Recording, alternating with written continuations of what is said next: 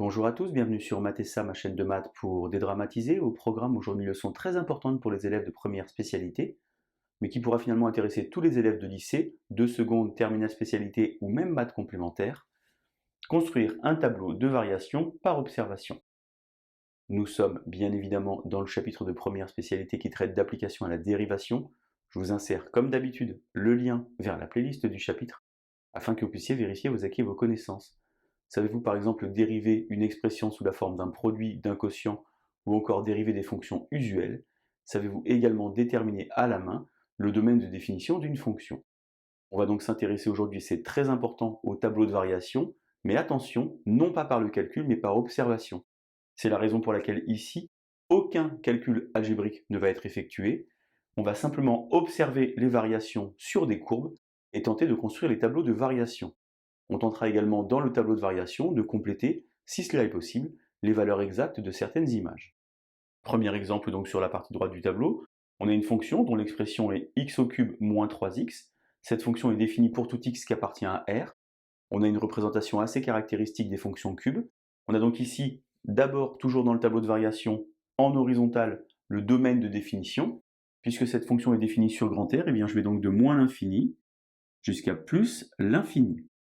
J'observe sur la représentation graphique que la fonction est d'abord croissante. Attention, croissante, ça ne veut rien dire si vous ne dites pas sur quel intervalle vous parlez. Elle est donc croissante par exemple sur moins l'infini 1.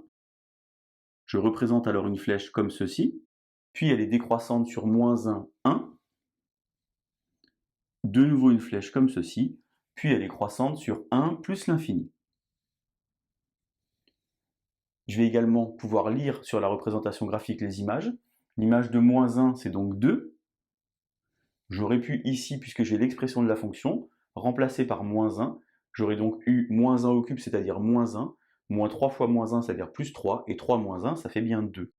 Je peux également calculer l'image de 1, qui est donc moins 2.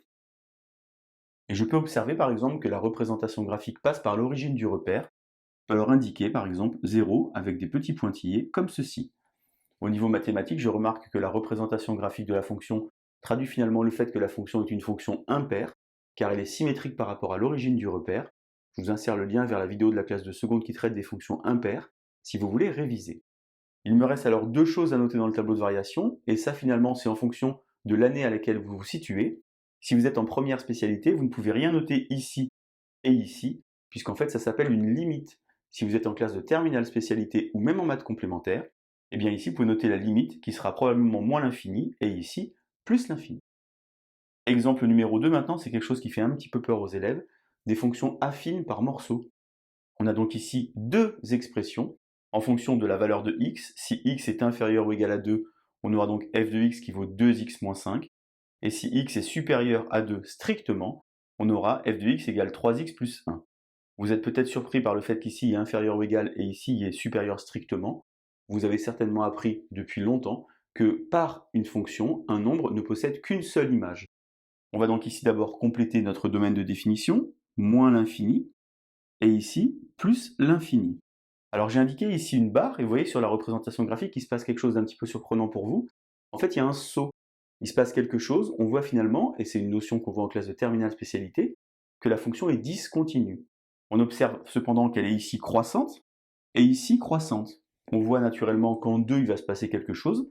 Je complète donc mon 2, et je dis que la fonction est croissante sur moins l'infini 2, comme ceci, mais également croissante sur 2 plus l'infini. Cette petite barre verticale ici est fondamentale, car elle indique finalement que la fonction n'est pas continue. Ça n'a aucun sens de dire que la fonction est croissante sur grand R, puisqu'en fait elle a un problème de continuité. On va donc dire qu'elle est croissante sur moins l'infini 2 et croissante sur 2 plus l'infini.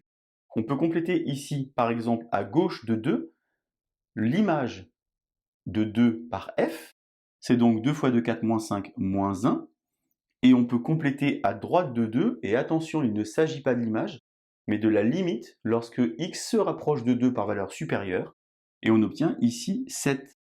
Vous pourriez penser qu'il y a une contradiction sur le fait d'avoir moins 1 en haut et 7 en bas, mais c'est justement le principe des fonctions discontinues. Exemple numéro 3 maintenant, une représentation graphique extrêmement classique que vous connaissez certainement. On appelle cela une hyperbole. C'est la représentation graphique d'une fonction homographique, quelque chose de la forme ax plus b sur cx plus d. Domaine de définition, évidemment, moins l'infini plus l'infini. Ici, il y a une valeur interdite. La valeur interdite, c'est 2. Lorsque j'observe alors la représentation graphique, eh bien, je me rends compte que la fonction est ici décroissante sur moins l'infini 2 et également décroissante sur 2 plus l'infini. Attention, ça n'a aucun sens de dire que la fonction est décroissante sur R privé de 2, car au lycée, on traite des variations sur un intervalle. Or, moins l'infini 2 union 2 plus l'infini n'est pas un intervalle, c'est une réunion d'intervalles. On a donc une fonction ici qui est finalement également discontinue, décroissante sur moins l'infini 2, et enfin décroissante sur 2 plus l'infini. Puisque vous êtes en classe de première spécialité, pas de possibilité, évidemment, de compléter le bout des flèches. On verra ça pour l'année prochaine.